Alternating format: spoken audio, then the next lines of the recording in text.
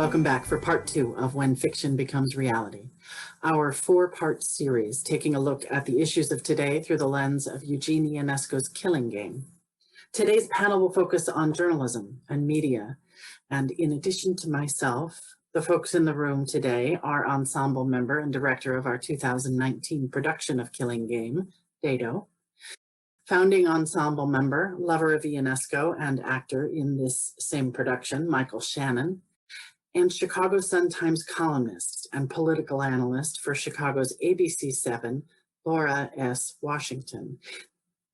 Laura is an award-winning nonprofit professional and multimedia journalist who specializes in African-American affairs, local and national politics, race and racism, and social justice. From 1990 to 2002, Washington served as editor and publisher of the Chicago Reporter, and her column has been published by the Chicago Sun-Times since 2001. She also served as deputy press secretary to Chicago Mayor Harold Washington, and her work has been honored with dozens of local and national awards, including 2 Chicago Emmys, the Peter Lisagor Award and the Studs Terkel Award for Community Journalism, as well as the Racial Justice Award from the YWCA. Washington is a founding inductee into the Medill School of Journalism Hall of Achievement, and in 2018, she was named an inaugural inductee to the Chicago Women's Journalism Hall of Fame. Newsweek magazine named Washington one of the nation's 100 people to watch in the 21st century. And we are super excited to have her join us for this conversation today. We are also thrilled to learn about an organization near and dear to Laura's heart, Global Girl Media Chicago. Global Girl Media is dedicated to developing the voice and media literacy of teenage girls and young women ages 14 to 22 in underserved communities by teaching them to create and share digital journalism designed to improve scholastic achievement, ignite community activism, and spark social change. Welcome. I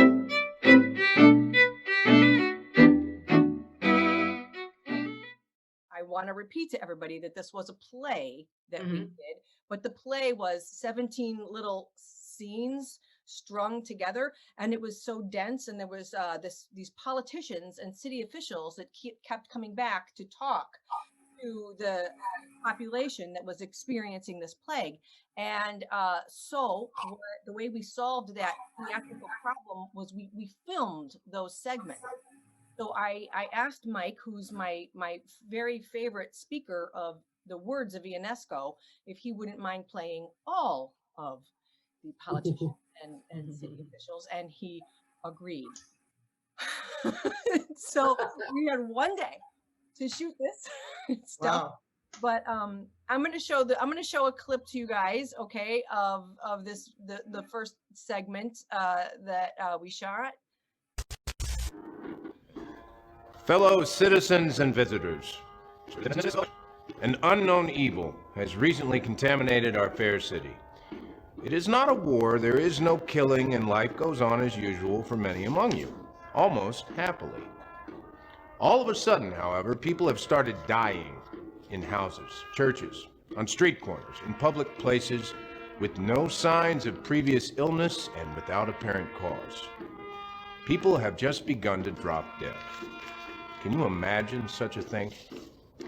And what is worse is that these are not isolated cases. A death here or there is something we could adjust to if necessary, but the deaths are increasing constantly, I might even say in geometrical progression. The doctors, historians, theologians, and sociologists tell us that the explanation is a scourge, which occurs rarely but cyclically, one which we have not seen during recent centuries, and one which usually occurs in another part of the world. This scourge in its travels can attack at random the most peaceful country or city in their finest hour, when at last they feel they have nothing left to fear. The last 2 reports of this terrible phenomenon came from cities far from our shores, Paris, and another ancient city, Berlin. In Sicily, too, it would seem. But we no longer have historical documents reliable enough to state firmly whether it was Sicily or Argentina. In our city, there are homes where entire families have been wiped out. Brothers and cousins have been struck simultaneously with the same malady, anguish, and mortal agony, even when they lived many neighborhoods apart. For a time, it was thought that the explanation was the revival or recurrence of the old tribal feuds between families or within families, such as no longer exist in our peaceful modern society. But death has struck within and without families, has struck people having no connection whatsoever with each other. One could just as well argue that the feuding was among strangers. There have been too many coincidences to keep us from establishing the coincidental theory. People are dying at random. In any case, there shall be no more begging, vagabondage, or banqueting. Public entertainment is forbidden. Shops, restaurants, and cafes will remain open as briefly as possible to limit contamination, if indeed contamination is the means of propagation. Because it is possible that this plague descends upon us directly from heaven, like an invisible rain which passes through even roofs and walls. As I told you, there will be no more public meetings. Groups of more than 3 people will be dispersed. It is also forbidden to loiter. Citizens are requested to move about 2 by 2 so that one can constantly watch the other and report at once anyone who collapses. Now go back to your homes and remain there. Do not go out unless it is absolutely necessary. Every contaminated house will be marked with a red cross, 1 foot high on its front door, with this inscription: Lord, have mercy on us. Scary stuff. That's kind of thing give you nightmares. Yeah, right. Dado first resent these videos to me like early in April or May, and watching them, my reaction was, I can't watch this right now. I don't want to show it to anybody, you know? Yeah. Oh, but that's the good thing about Ionesco is he can take even the most tragic, terrifying stuff and find the absurdity in it. And I feel like that's what you have to do in order to, I don't know, find any sort of peace in this world. So as scary as it is, I also find it helpful or maybe cathartic or something. I don't know. Well, is that because no one really has no one has the answers, and we're all trying to figure this stuff out. We're all trying to figure this stuff out, whether it's a scourge or a pandemic or just getting through life the normal way. Well, it's just also interesting to think about, how long ago the play was written, to have the language of it and the thought of it and the emotion of it so eloquently put out there is, I think, just really fascinating. It's like, because it just feels like someone could have written it yesterday, but it wasn't. It was decades ago. Things repeat themselves.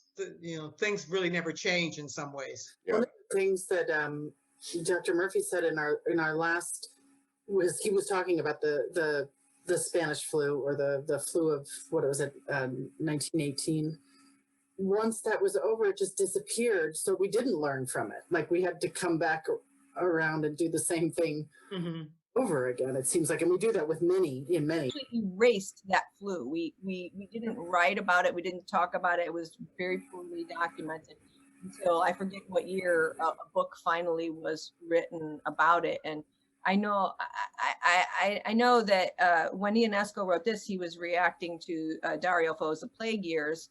So he had a reaction to a book that was a documentation of a previous plague. And then this was his sort of spewing out of that reaction.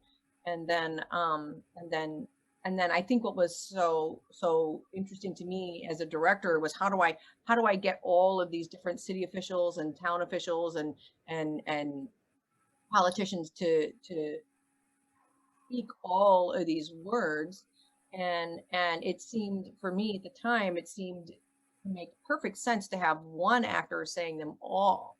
We just wanted the same actor, but dressed up in these different, because when there is a crisis or a public health crisis, everything does to like the regular citizen become very blurry.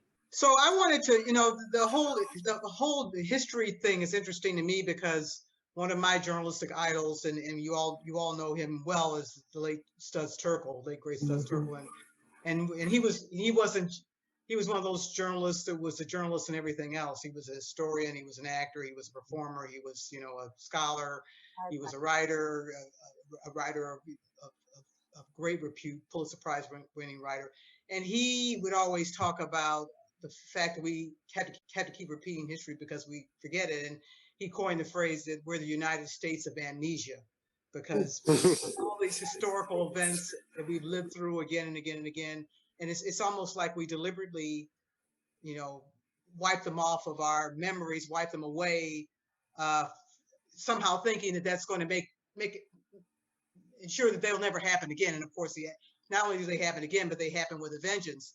And then, when we think about this pandemic, when you think about the scourge that's part what the play is based on, I think about the heat wave, the Great Chicago heat wave that has it been maybe 20 years ago, and that wiped out hundreds and hundreds of people, mainly elderly people, mainly people of color, over the period of a couple of weeks.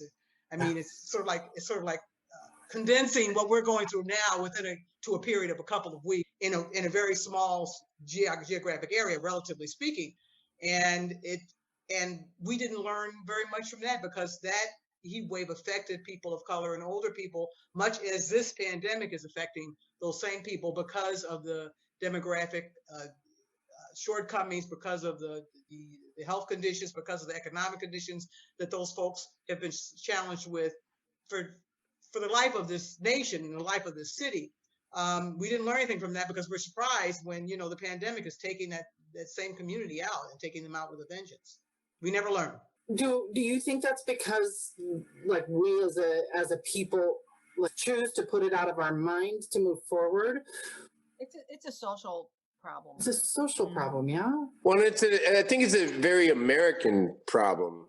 I agree with Mr. Terkel. It's they're much more likely to contemplate the history and the culture of their country or even the world. It seems like in other countries, it's an American short-term memory thing. It feels very American to me. I agree with you completely on that, and I think about the term "new," and I think about America and how it was founded. And it was founded as, well, even when it was founded by the Native Americans, the first folks that were here, it was seen as the New World. And when people came over from England and founded, quote unquote, founded again, they considered it a new world, and it's always been perceived as the new power, the latest power. And when I think of new, I think of the future, and I think of not the past. We're looking forward. We're always looking forward as Americans. I think we're always looking up and ahead, and that can be a positive thing. Anything that's uncomfortable or painful, we just want to go next, forget about it. It's not here. We don't, that's our solution or our coping mechanism. I think there's something to that in the particular age that we are in as a country, and with the advent of technology speeding up so fast, and it's very easy to mollify your mind and just dopamine yourself into a state of not having to really look outside of your own bubble. I think that's actually really, really true. What's it like in Australia? I feel bad, I haven't worn a mask or anything in months. I can go wherever I want, do whatever I want. I pretty much don't have to worry. But, that came at a price. Unfortunately, I didn't have to pay that price because I wasn't here when they were paying it. But they were really hardcore about it, and they did the work, and they were very strict about it. Mm-hmm. And now there's very few, if any, cases here. Now that might change, and that's the other thing is they're aware of that, they don't think that they won. Hmm. They haven't stopped thinking about it. But and there's still the contact tracing. Excuse me, the contact tracing here is amazing. The system they have in place. And how is it different from, how is the contact tracing different from ours? Because ours is not working very well. And my understanding of the major, well, there's two reasons. One is that not every government or government agency or state is being aggressive about implementing and pushing it, but also that people are not cooperating. That folks are not cooperating when with the system. Is it different? Was it different in Australia? No, there's a real sense of community here, you know, that people, I think part of the problem is because of the way America's handled it up until this point, there's probably a certain feeling of hopelessness. It's like, what difference? I mean, so many people are getting this damn thing. What difference is it going to make if I do this or not? And they're like, I think here they were actually able to see results. So that kind of fueled the buy-in, as it were. It's like, oh, this is working. We keep doing this. And that's unfortunate, because in order to get to that point, there has to be kind of a zeitgeist approval of the setup, which is so much harder to get in America. When I got here, the borders between certain states were closed, like, period. Like, you could not cross the border. It wasn't like, well, if you cross the border, it'd be really nice if you stayed in your house for a little while. It was like, no, you can't go. Like, there's somebody who literally had a part on the show who lived in Melbourne, and they wouldn't let her cross the border from Victoria to New South Wales, and they had to recast the part.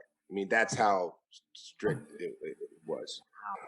Well, one of the reasons I think that there's been, I mean, I think there's a lot of reasons behind the resistance in politics. I think is the major one in our political device, but there is a real compelling argument about the economic impact.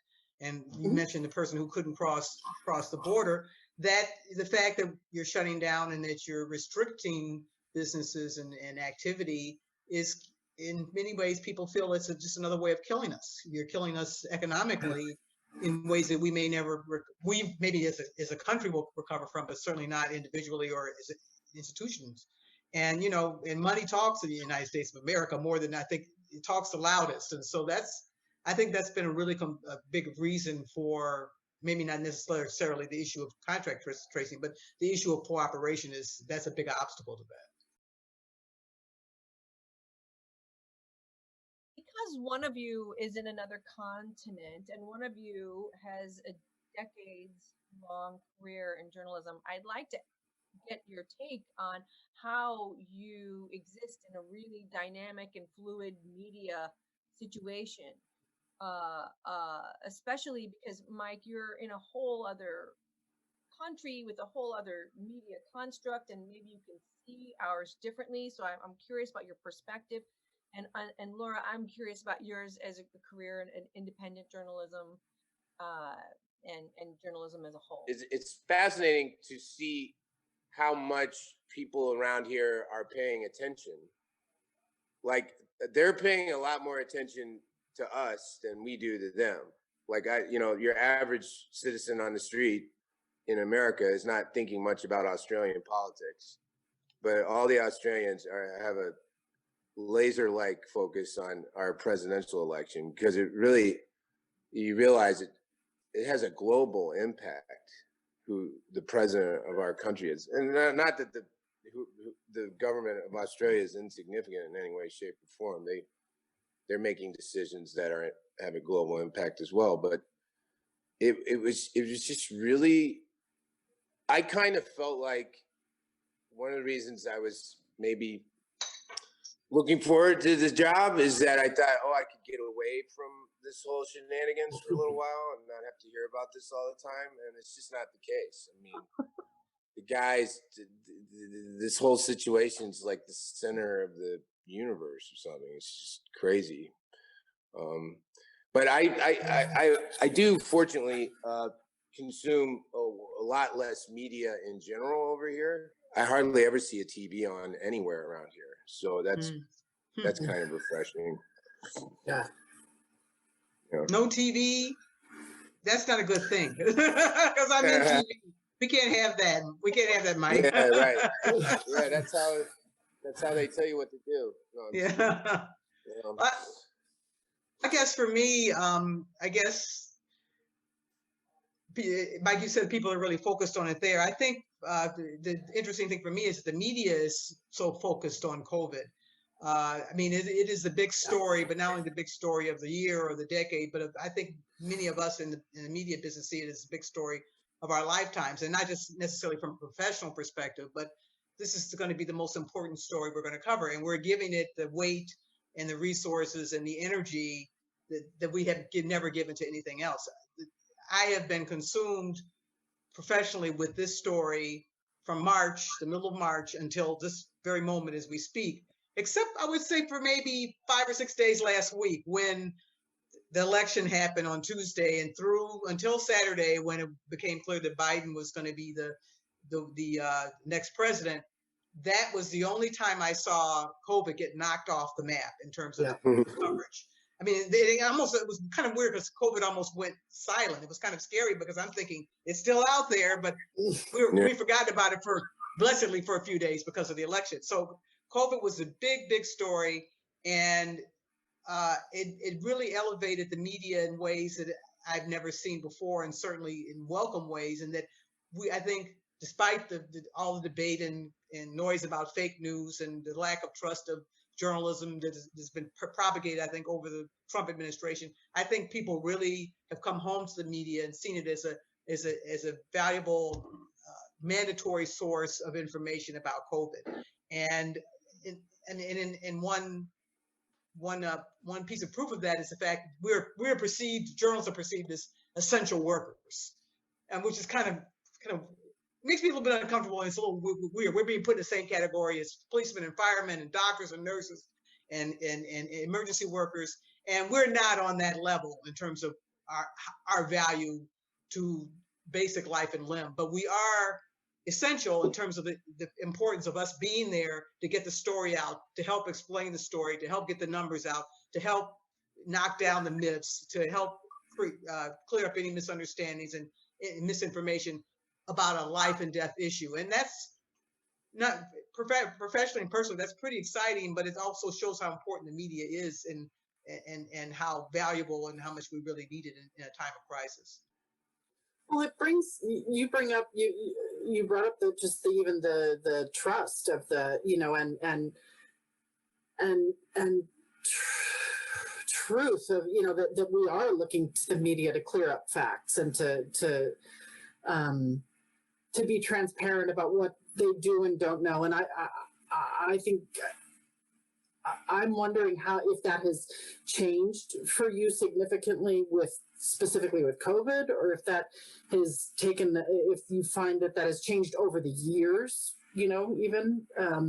Fake news didn't exist until 4 years ago. But that day, like that new word, like the word illegal ballot, the phrase illegal ballot I never heard that word until last week. Kellyanne Conway's the one that termed that phrase, I think, alternative facts. We have alternative, these are our facts.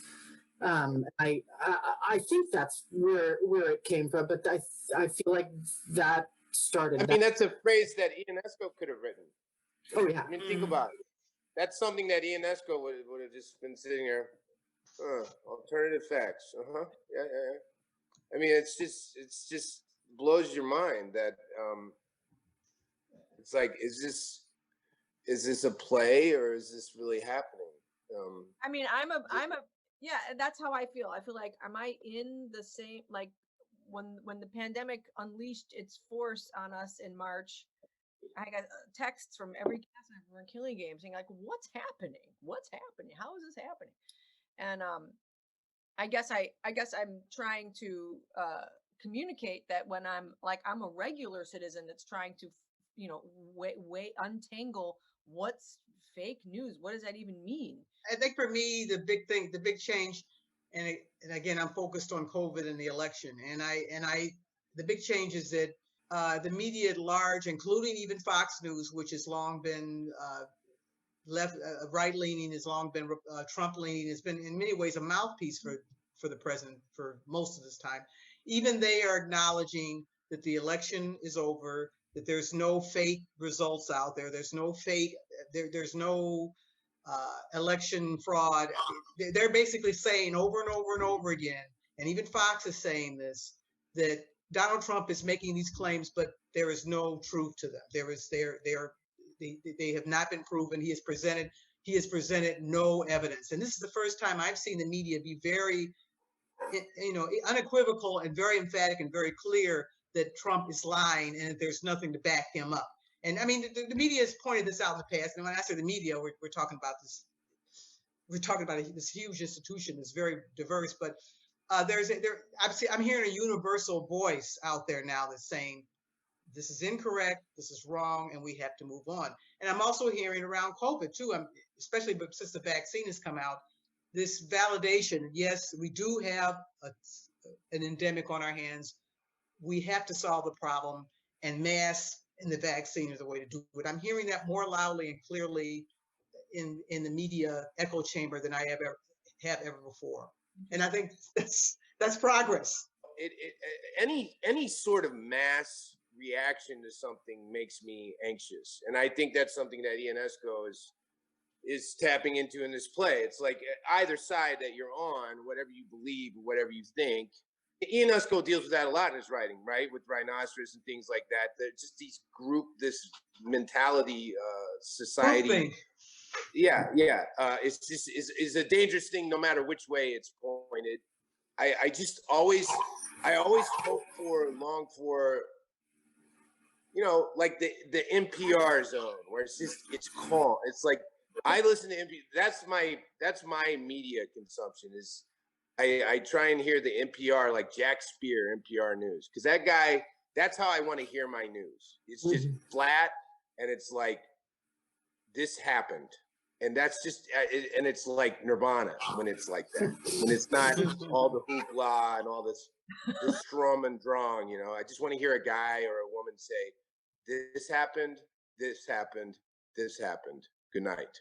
Yeah. That sounds like Walter Cronkite. That sounds like the days exactly. of Walter Cronkite. television news when it was very simple. It's an excellent segue into the next little clip where we're going to see some very different opinions, kind of what you just described, Michael. Here we go. My fellow citizens, I've gathered you here today to speak to you about the future of our city. I have disregarded the orders which outlaw public gatherings, and I see that you have done the same by coming here in great numbers under the very noses of our present leaders. They want to keep us shut up in our homes and our fears with the pretext of a mysterious sickness raging among us. And they are not above using any pretext whatsoever, using the pretext of a plague. We have been immobilized, rendered impotent, paralyzed, dominated, and destroyed.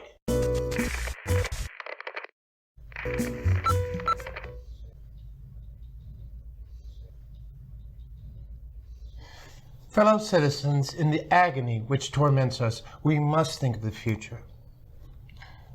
Not only of the future, but of the present. We must think of the survivors. Those who will survive are not necessarily other people. We ourselves may be among them. Each of us is a possible survivor. Dear fellow citizens, I have called you here, and you have come defying the City Council's orders against public gatherings. If some of us are dying, it is no reason for the rest of us to stand by idly, our arms crossed. Even if the majority died, there would be enough of us left to build another world. A new world. It is a bad moral policy to remain confined. Bad for us, but for our unscrupulous governors, it serves their purposes. They want to restrain us from formulating our rightful grievances. But we shall change everything.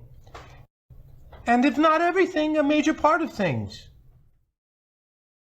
So you have some extremisms that he wrote as well, to kind of speak to what Mike was just saying, sort of the antithesis of the NPR vibe. Michael, I was watching you mouth some of those words. You still have them in your head. Oh, I just love that language so much. I mean, I just think he's like bonkers. One of the smartest people that ever lived. I just love him.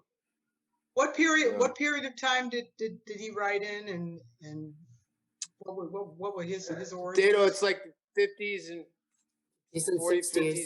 Yeah, but this 60s, is from the later part of his canon, so it's 1970. Play was produced a lot during the AIDS epidemic, but then it fell. Oh, was it? Oh, really? That's cool. Yeah. Mm-hmm. And then wow. I have a feeling it's going to become hot in the next 10 or 20 years, but we did it before the plague. Way ahead of your time. You must have known something. I don't know what. Yeah. Well, it felt relevant. It felt so relevant then because it did sort of feel like people, like we were turning on each other in the midst of a crisis and in the midst of not being able to figure out which news was real and which wasn't, or what were, like where there was sort of a battle in the media of facts. And so it felt very current then, and it's even more. I mean, it became, I guess, less absurd. I thought that there was a line, something along the lines of, "You're keeping us from having our rightful grievances," and that really struck me, because a lot of the people that are opposed to staying safe and taking care during the pandemic feel that that their rights are being somehow abridged, and they have grievances about that. And it seems like so much of and again, I think this pandemic has been very political, and it's been a lot about people having grievances that they want to act out in the guise of the pandemic. They're mad about taxes, or they're mad about politics, or they're mad about their gun rights, or they're mad about they're threatened by the new minority in this country, and so they think that this pandemic is somehow trying to take away their anger. Mm-hmm. and it's a way that they're channeling their anger. And I mean, I think, I don't want to be too political, but I think that the Trump administration and his campaign has been built a lot on grievances, on people being angry and resentful about the country, where it's going. We want to make it great again. It's not great now. And so that was that line really resonated with me. It felt really prescient. Yeah. Beautiful. Yeah.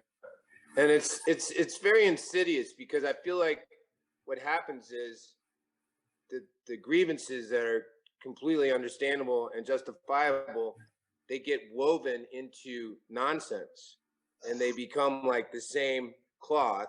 So you have like very logical, understandable points mixed with like QAnon, mm-hmm. And it's like, it makes it hard to untangle it and say, like, this is what's useful, this is what we need to actually focus on, and this is ridiculous. And I think that's, one of the things that Ionesco captures in his writing so beautifully, because even in the speeches of these people, there are great, profound truths interspersed with complete nonsense, and that is a pattern that echoes in what we're seeing, I think, nowadays. It strips the credibility away from the real thing, and it makes it all seem like nonsense. None of the city officials in Killing Game caught the plague. That's something interesting to realize. None of them caught the plague. Or I think one of them walks off stage and like dies from it, but I don't think you ever see any of them catch it, where our current president caught it. Yeah, not only our president, a lot of people, even people who are, being careful and they're not necessarily flaunting the pandemic have caught it. Yeah, that is a big difference. I was attracted to the play because it really did deal with fear in a public setting, like a public health crisis, and the way fear is disseminated so quickly through a social construct. And so when we made the play, we tried to make it feel like the play was happening like all at the same time, all at once. Like if there was a way to have everybody experience all 17 scenes at the same time, that was sort of how I would love to have done that. Theatrically, it's not possible. We experience chronology in our eyeballs, so we can't do that. But it did feel like that. And when a pandemic is coming at a regular citizen, it does feel like that. Now I'm glad I did that because I was right. Well, you described it at one point as a constant state of emergency, and it like between the pandemic and our recent, our recent election and the political situation, it has felt like that for some time in reality, like we're in a constant state of emergency. And Laura, I'm wondering if you've experienced, does your job or the media's role shift or change when in crisis or in a prolonged, incredibly dynamic news period, or is it always incredibly dynamic and that's one of the reasons constantly? That's one of the reasons I love it. News is news, and it's always something new right around the corner. Again, I think there's been no experience or story like this for us before in our lifetimes. I think it's interesting because I was worried, like everyone, when the pandemic first hit, that I was going to be out of a job, I was going to be out of work, that things were going to shut down, that the TV station that I work for, or the newspaper I work for, were going to lose revenues, lose audiences, lose resources, and have to shrink, just like everything else has done in the pandemic. But in fact, I think this has been an explosive.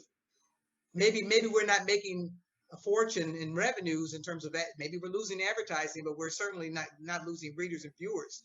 I mean, it's just been, sadly said, it's been a real gold mine. And I've also been just thrilled at how I and my colleagues have all just stepped up. I mean, we're supposed to be essential workers, which means we need to be out there. And that's no professional should be asked to risk their lives unless they're someone who signed on to that, like public safety workers.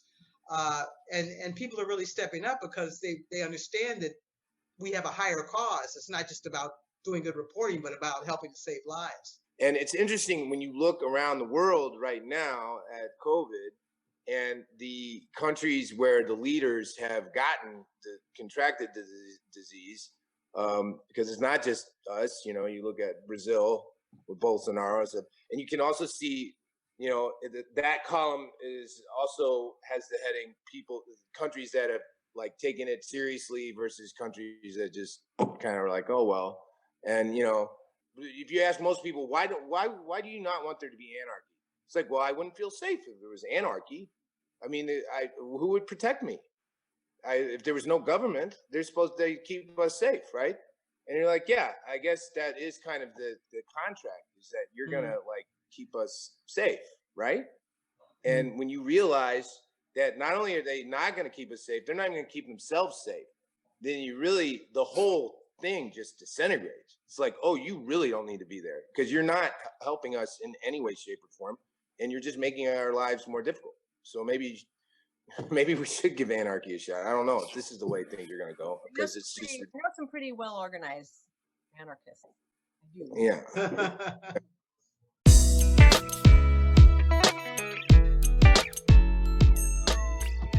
The panel has an organization that we're trying to promote and support, and I want to make sure she gets a chance to talk a little bit about it.